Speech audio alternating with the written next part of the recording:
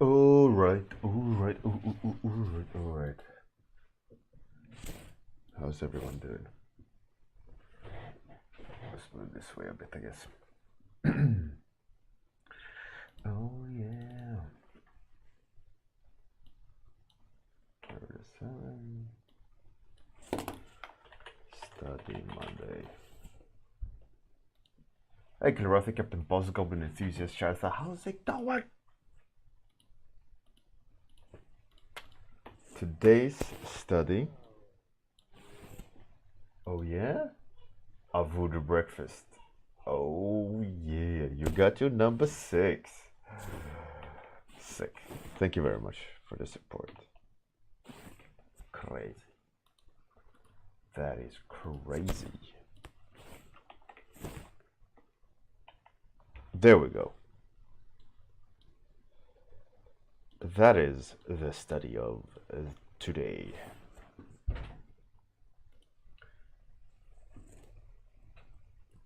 Dr. Sheldon Bruno Romanos.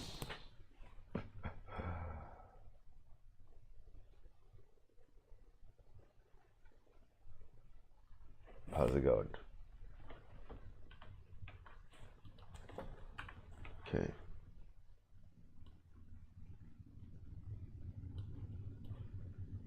Yeah, I like this.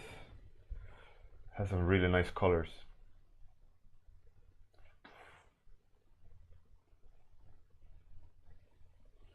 Thank you, Voodoo Breakfast. Congratulations on your number 6, sir.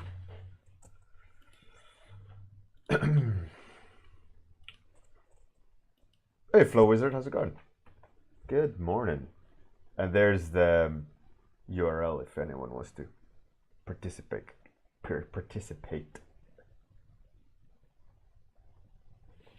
Hey, Dan Animated. How are you? This recipe I really like. I mean, it's obviously very post-processed. Obviously, it's very teal, orange and teal. But it's interesting. Flow Wizard, it's all good. We all have lives to live. Glad that you're back, though. I'm fine, thanks, Dan, and I made it. Lots to do. Lots to juggle. Wait, where's the microphone? Sorry for the microphone noises, people. My apologies. Where is it? There you are. No. My apologies for all the noises from the microphone. Where are you? There you are. Alright. Hopefully this won't scrape.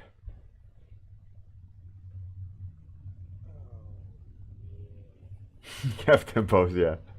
Welcome to ASMR stream.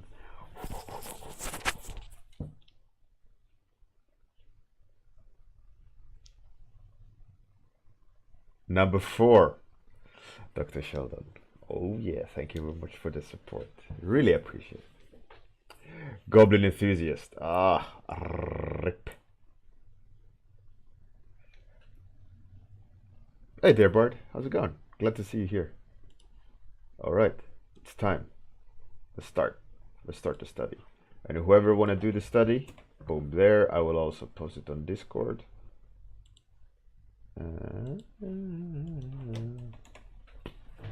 For anyone who wants to participate. Okay, I need a square canvas, obviously. Something like that. How was the weekend? I was planning on streaming, but I ended up playing a game. Playing games instead.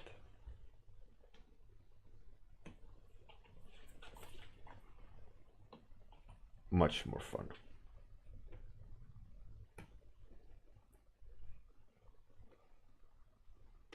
And I did paint. but I didn't. I didn't. What's it called? I couldn't sit and stream because of like, oh, I have to go do this, I have to go that. Kid wanting this, kid wanting that. What a daughter waking up. You know,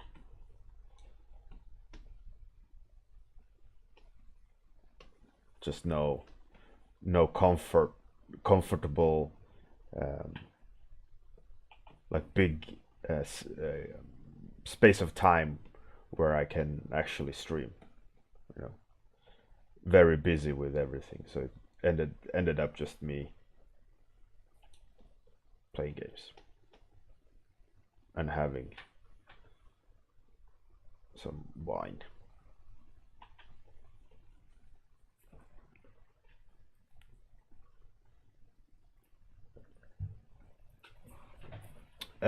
I played. I bought an alpha. Uh, they're gonna release the beta soon, and it's a game made by an artist, a fellow artist who passed. He died while making the game, so the team finished the game, and the game is very interesting. It's like a calm game. You can and fiddle around with it. It's called Astroneer, and in Astroneer you're on a planet, and you kind of crash on the planet, and it's like a survival game. Like research this, build that, build a car, travel with the car. Oh yeah, Ricky. Ricky. So I thought I'd buy it and see what it's all about. You know, to support a fellow artist. The story was, you know, it made me, you know, I wanted to support the fact. Maybe some of the income will go to the guy's family. You know, if he had one, I don't know. But I just thought, might as well support. And the game looked cool, and the game was fun. I mean, I did spend all weekend more or less playing it.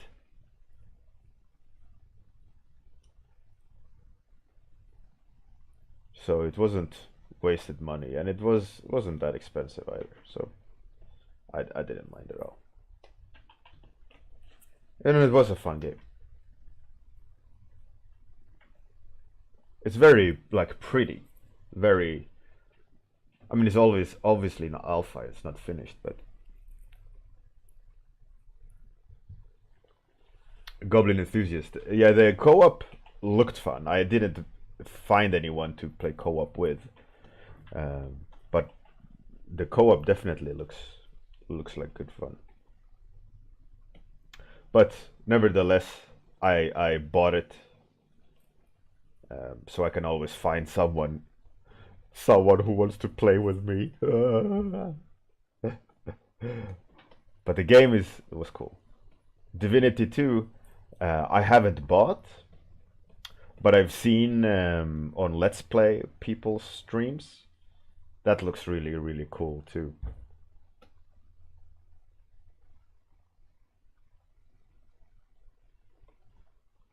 Like the amount of options you can make playing that game is crazy. Like survive this, do that. Talk if you talk with this person, this story unfolds. If you play with this person character, the story unfolds that way, and options and gear, and it's crazy. Hey Quentin, how's it going? Goblin Enthusiast. Yeah, exactly. I think that's one of the coolest things about that game. Is like the attention to details when it comes to the multiplayer. It's very impressive. There's a lot of games who don't do that to that extent, you know. It always I got how to say it. I got one of those Facebook things. Yeah, the on over the weekend, like I'm nominating this person to do this set of challenges, whatever, whatever.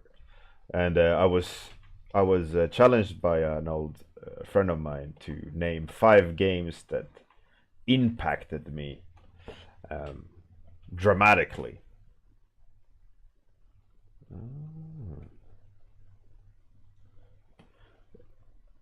And it made me think, like, okay, so which games have really impacted me dramatically? And I started like going down the gut reaction of, oh, this game, that game, and it made me think that the games that are have impacted me, I was a little bit surprised of myself which ones I've chosen to uh, be like the 5 options of like representation of my history of gaming and those games that have impacted me the most. Like number 1, I chose Zelda 2 on NES. It was a great game back then. And I remember that it was the first game that gave me the like true sense of adventure and difference in location and like a epicness.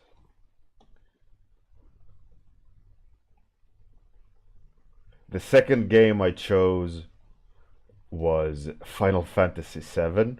Oh yeah.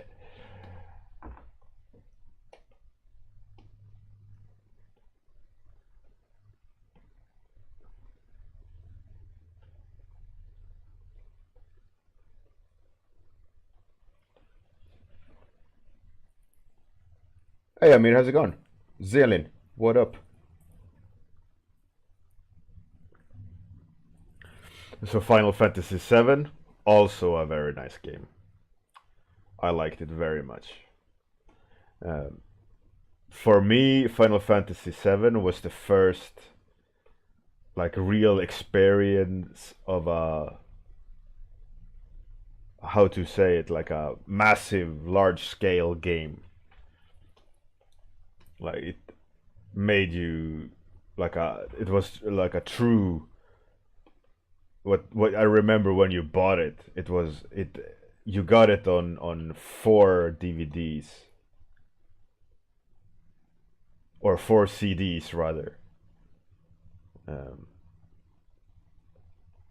so you're like, okay, you finished disc 1. Oh my Jesus! All right, let's go disc 2, and now I'm on disc 2 playing it, this amazing epic, you know. And it was the real first game where for me that was a big part of it, like this sensation of this journey that I haven't even started understanding yet, on disc 2 or 3 or whatever. It was a really cool experience. I remember just straight after school sitting and playing it. Every spare moment I had, I was like, all right, I can squeeze in an hour here and squeeze in an hour there. It was really good.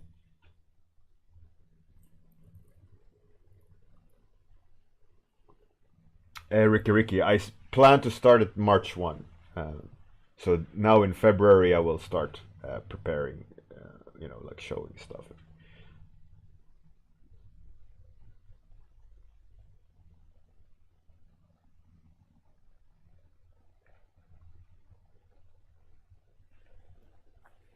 And yeah, so that game was really cool. Like Final Fantasy VII with the story, the characters, the plot twists, the death. So of certain characters, and it was like, what? It was a real true like a AAA experience.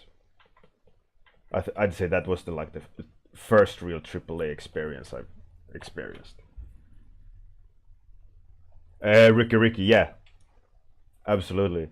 Um, I will discuss things with Spiridon if it has to go through Firestarter.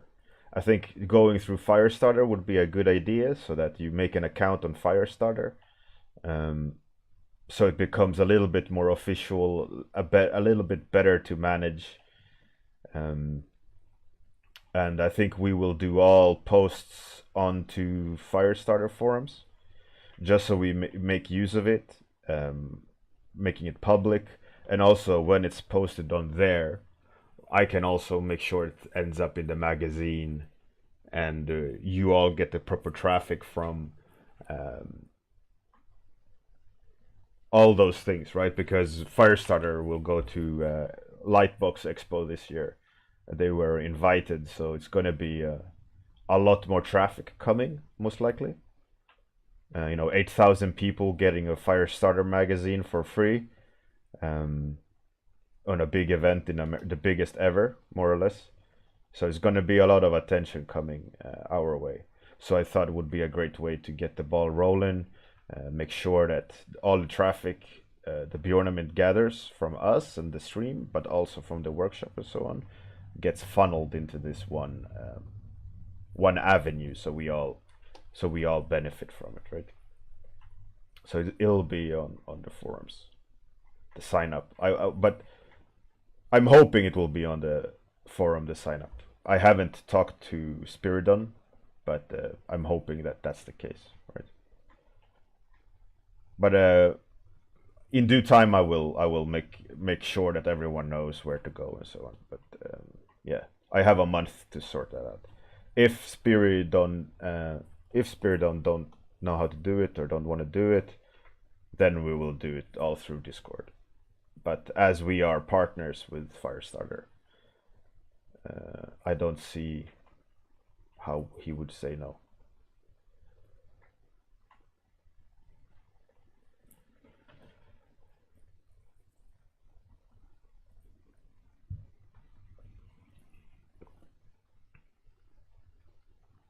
Ricky, Monkey Island, yeah, it's a good one as well. So number 3 I posted about the games that influenced me a lot was Wipeout, PlayStation 1. And Wipeout on PlayStation 1, why that game, I chose that game, was because for that game I realized how graphic design and design was a huge part of the game. And playing that game made me realize how cool things can look, and not just cool like a product, right? Not just like an experience like Final Fantasy VII, where you play this story, right? But Wipeout made me go, holy shit, this is like like Apple designed, but back then Apple wasn't what it is today. But like Apple products are today, they are very beautifully really well designed and so on. It looks very snazzy, and Wipeout at the time was like, fuck, that's amazing looking game. Also, the game itself was great, right? The whole controls scheme and the air brakes and the turbos and all those things wasn't a massive experience. So that's what I chose for number 3. I haven't decided on 4 and 5 yet, but some of the games I have in memory is Day of the Tentacle, like a super old puzzle game.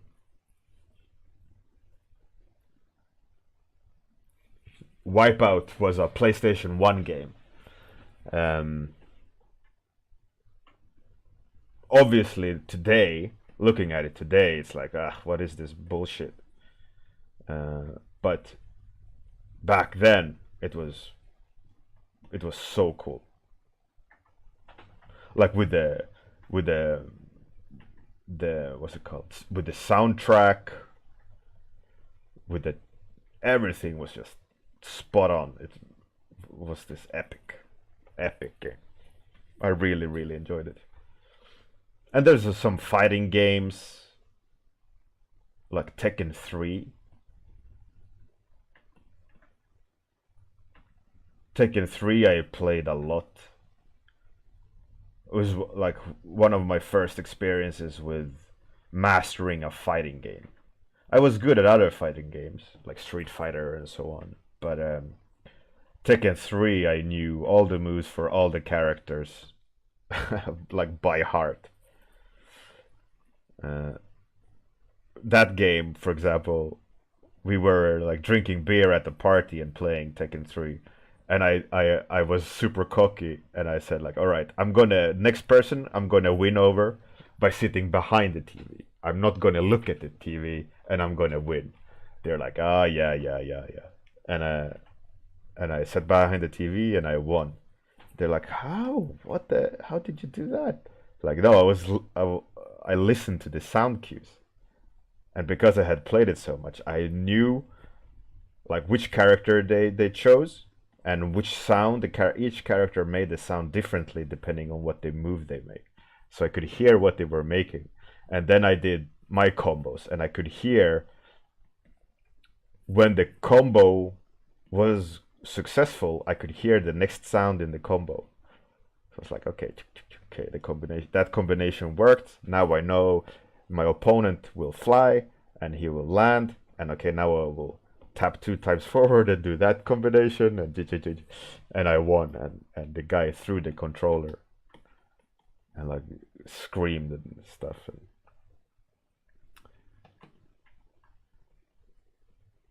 But I play that game so much.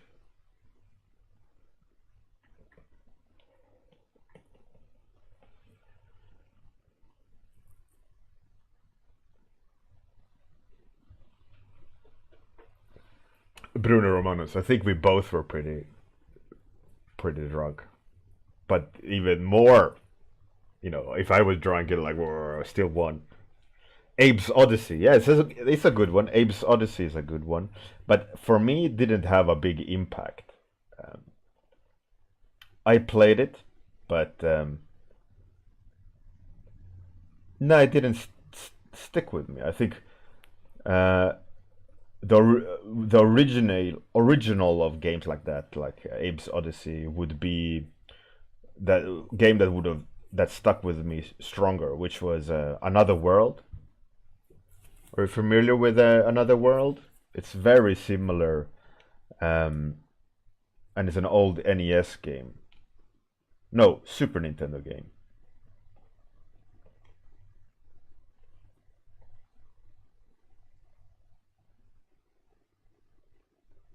And it was really good back in the days. Very difficult though, but it was one of those games where you had to scream at the TV a few times and step away from the game, and you spent like all day in school, like 2-3 days in school, like what the puzzle did this. I'm dying because I do that. Why? I shouldn't die. And then you think like, maybe if I do that, okay. And then you go home and try it and you win, and you get to the next stage and you're like, yes, fantastic, I figured it out. And the next stage has even bigger issues and you scream even more and you throw the controller even harder. Oh, it was good old days of gaming.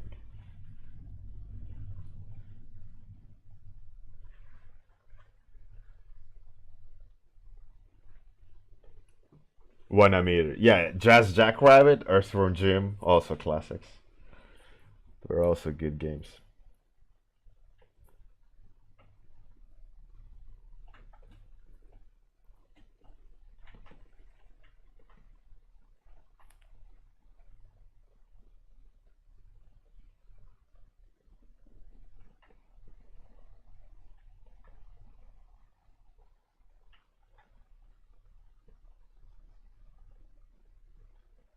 Mass Effect 1 and Mass Effect 2, also big games. Like those were, I'd say Mass Effect 1 and 2 was the space saga, like, narrative that had the most impact.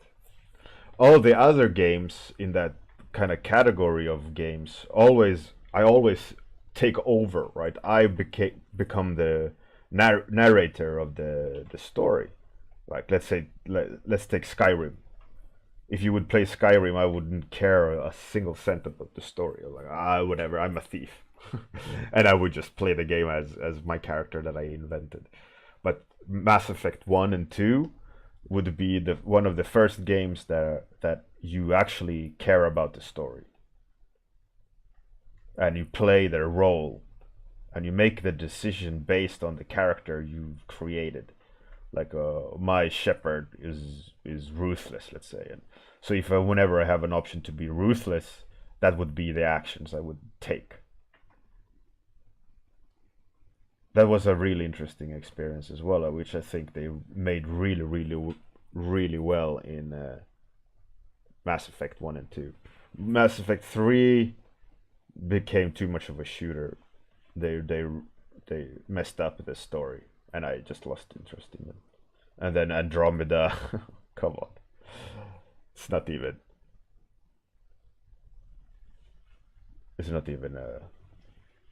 the same, you know.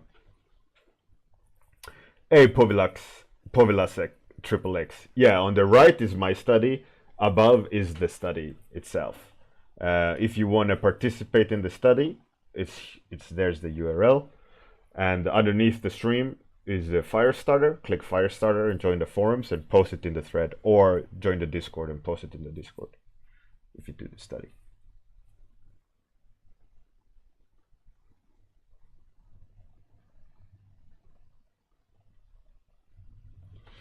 Yeah, number 3, it just became generic. Like, this character you were playing didn't really matter. You could just brute force the game, and that was it. But the game was well made. Number 3, it engaged you, which was good. But the epicness of the story was lost. You could just, there was more attention to gunplay than anything else, and like battle modes. It was a bit boring, because I played those games for the story, like the characters, the conversations, and then they shifted the goalpost to Twitch shooters. Like, all right. I mean, the game, I accepted the game for what it had become, rather than not play it, but I didn't follow it, because it just didn't have what I wanted, right?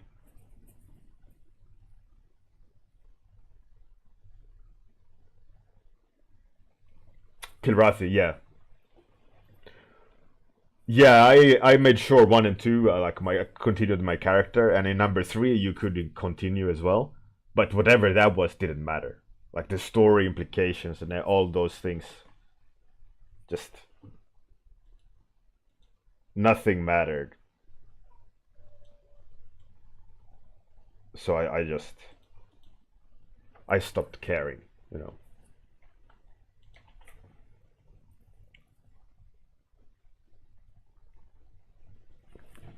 Than animated. Oh, you mean how the image is built up? Yeah, it's one of those things I've discussed on the stream about process, and learning your process and knowing, like, that's where lack of better word, a master. I'm not saying I'm a master, but for the point of what I'm trying to make, when you use the same tools over and over, the tools are not the obstacle, it's the process of how you get to the end results that are the differentiator of someone who knows the tools and someone who knows themselves as an artist. So, for example, I know that sometimes for a period, my paintings looks bad until I get to the point where I can start making it look good, and that's only because of process, not because of my skill level, right? My skill level stays the same, but the way you build the image and you practice that process makes the biggest difference. That's why, for example, if you change style, let's say I would do cartoon style or line art, it's all down to you knowing the process to create within that style, right? Knowing which moves to make, what layer settings to use, what brush to use, how to do it to make it look the best way possible. I mean, you're not a worse artist just because you switch style. You're the same person, but what's different is the approach. And by doing these 30 minutes, I'm practicing many different approaches over these what now 3 years, and one of them is big to small, and by that I mean a big brush to small brush, and you build the image up layer by layer rather than focusing in on one area or zooming in. As you can see, I haven't zoomed in a single time because it's not needed.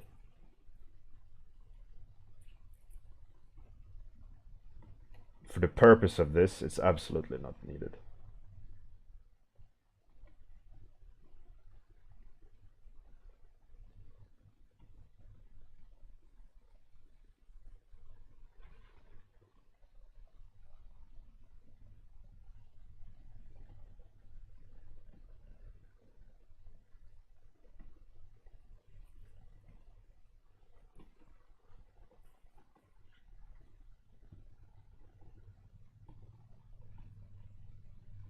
It's an interesting thing. Process. Usually is a differentiator of a good and a great artist. Is knowing when to stop, knowing how to build the image so that you can stop when you need to,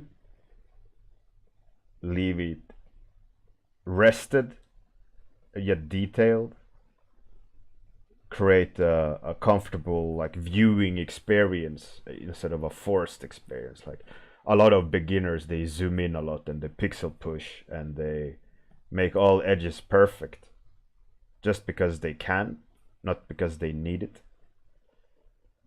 And you can see when they make steps and improve down the line, one of those is zoom in less, like noodle less, making it less digital and more expressive. There's very few really good like zooming in artists. Way more bad artists using zoom. And when other people use zoom and go into for details, they still zoom out, zoom in, zoom out, zoom in, zoom out, zoom in, all the time.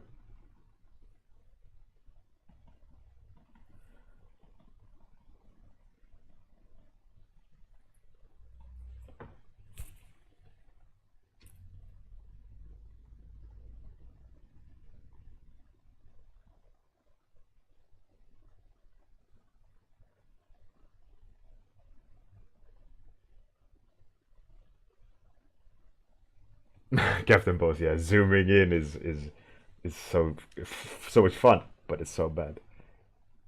Thank you very much, Goblin Enthusiast. Time is up.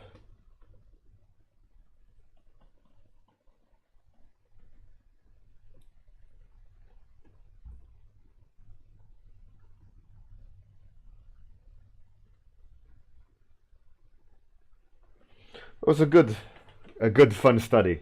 Try to capture that heat, that transition of colors, getting the correct tone in the white. Like my white isn't white; it's pale. It's like a greenish white or minty white.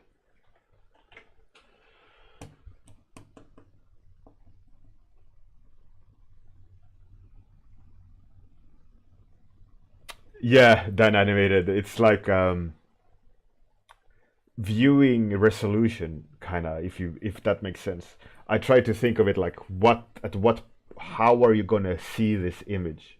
Because a lot of my studies are just gonna see it in this size, not blown up on side of a wall or a full screen.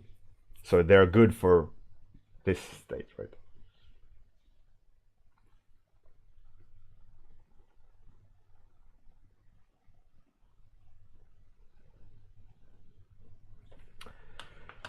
All right, thank you guys. Again, for those who want to do the study, it's there. It's also on Discord. I will also post a link to the ref on Firestarter. Now let's have a look on if we can't raid anyone. Max is online. He's painting some funny head. What's So Much Monsters doing? He's playing games. Christopher Kent. Ah, that's pretty cool.